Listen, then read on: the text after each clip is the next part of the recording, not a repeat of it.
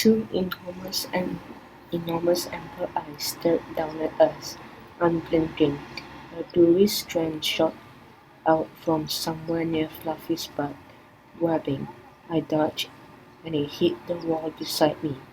Benny's hand dipped into his book bag and emerged with a massive squirt gun. He fired a stream at the spider cat. The monster hissed and recoiled. "Run!" he cried. I didn't need an engraved invitation. Turning, I dashed down the hall with Benny at my heels.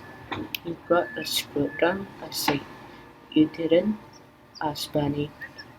As we pedaled down the corridor, I realized that we should have reached the side door by now.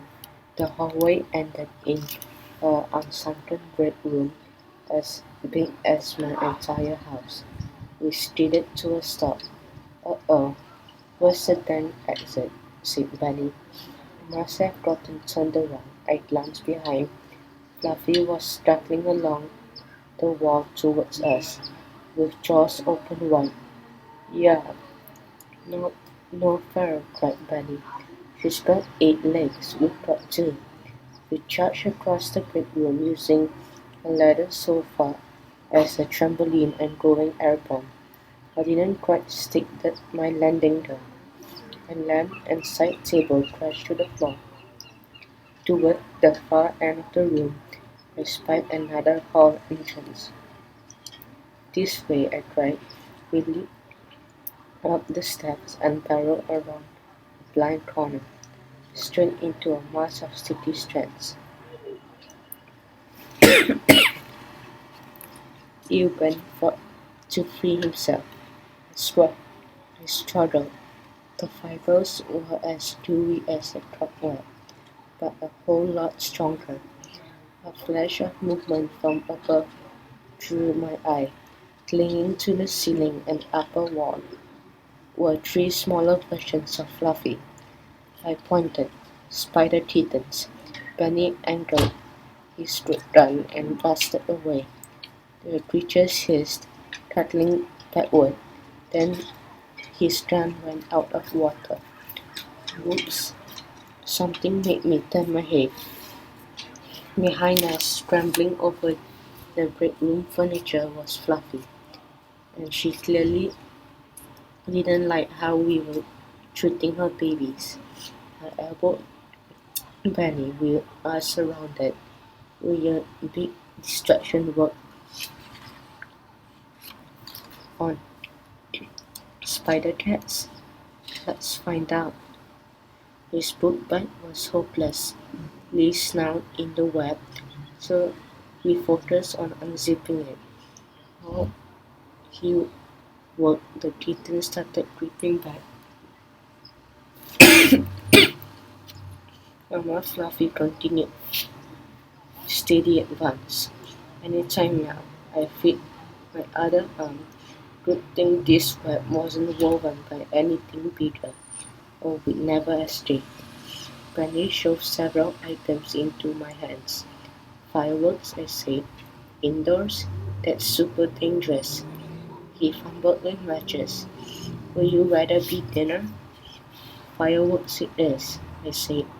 As soon as Bunny lit the fuse to the ground splinter, I set it down and kicked it along the floor towards Fluffy. She stopped, wary of rattling sound. Her tail lashed the air. We set the cone and the missile rocket on the ground, pointing roughly toward the spider kittens. The fuses sizzled. The creatures watched, fascinated. Frantically, Benny and I wrenched our lamps and bodies away from the sticky spider web. I didn't want to find out what happened when a rocket went off almost under our feet. At last we freed ourselves. "Go, go, go," Benny yelled. I yanked my book bag free of the web and followed him towards the break room. The spinner went off first. Red, then yellow, then blue sparks fountained as it whirled. With a yowl, Fluffy headed for the hills, or the first standing on end. made her look a bit like an enormous eight-legged hedgehog. Sparks stung my bare brows as Bunny and I dodged past the fireworks. I glanced back. With a sensational kapow, the tornado exploded in a rainbow of light. Beside it, the missile boomed and launched, lodging itself in the ceiling near the kittens had been, but they were long gone. At the first explosion, they retreated down the hallway in a blur. A smoke alarm wailed like a baby ghoul with a wet diaper. Ceiling sprinklers blasted into action. Over here, Sunny crawled from the corner of the room, the front door. When I joined him, I noticed an alcove we missed earlier. It led to enormous double doors whose frosted glass was set with wrought iron scrollwork. "He holy," I said, "about time." We blasted through the doors into the cool night, an ear-splitting burglar alarm added its voice to the din. But I didn't mind, my spirit soared. We are straight mixed in someone's pets. Counting down the flagstone path, Bunny and I headed for the circular driveway. We were in the home stretch now, but just as we hit brakes, a furious barking arose from behind us, the three-headed dogs. Around the corner of the house we raced, galloping along at alarming speed. All three heads glared at us, fangs bared. "Not fair," cried Bunny. I eyeballed the distant gate, the billionaire's headquarters, but way too much driveway. We never escaped before one chunk caught us, and no handy trees grew nearby. Grabbing Bunny's arm, I said, "Wait, are you crazy?" he cried. "He'll eat us up." I dug into my bag, and my hand closed around the hard-boiled egg. "Here." Handing him an egg, he took the other two halves. I took the other two for myself. "Three eggs won't stop one chance," said Bunny. "No, but they might slow him down." When I gave the word toss a couple feet to the right, the monster dog bore down on us. With each step, I could see more details, and the details scared the fajitas out of me. "Wait," said Bunny. "I'll throw to my right or his right." "You're right, Bunny.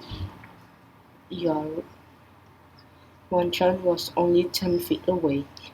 His reddish eyes glowed in the security lights. His legs were a blur of movement. "Wanchan," I cried. "Fetch." I tossed one egg to the creature's left and one above him, out of reach. Bunny sailed off to his right. I held my breath. This was either the dumbest idea in the world, or the huge dog put on brakes, sailing across the bridge. Each head surged in a different direction. The Rottweiler to the left, the wolf behind, and a Chihuahua to the right, confused by three different sets of orders. The body twisted, first this way then that, as the heads tried to claim their prizes. The Chihuahua snapped at the wolf, the Rottweiler lunged at the Chihuahua. Fur flew. We were totally forgotten. I tapped Bunny on the shoulder, laying a finger across my lips for quiet. I motioned toward the gate. We speed walked down the driveway. As we began scaling the gate, I glanced back.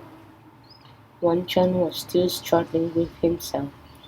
"How did you know?" asked Bunny as we climbed. "Same technique you use with your parents," I said. "Divide and conquer."